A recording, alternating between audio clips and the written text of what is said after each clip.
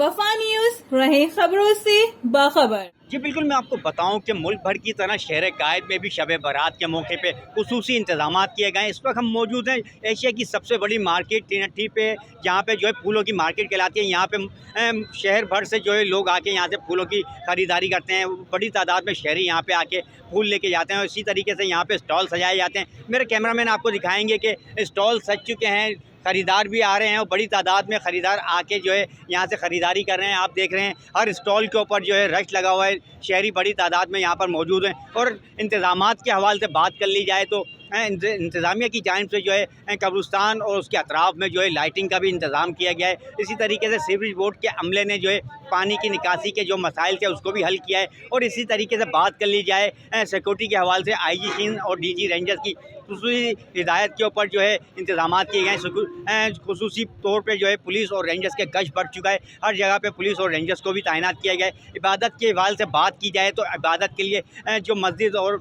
दीगर जगहें हैं वहाँ पे खुसूसी इंतज़ाम किए गए हैं। खुसूसी तौर पे दुआएं मांगी जाएंगी, खुसूसी इबादत भी की जाएंगी। और मैं आपको एक चीज़ वादे करता चलूँ, कोई डिप्टी कमिश्नर और कमिश्नर की जानिब से शहर के बेशतर कब्रिस्तानों में और मुख्तलिफ सड़कों के ऊपर जो है पानी और शरबत की सबीलें भी लगाई गई हैं।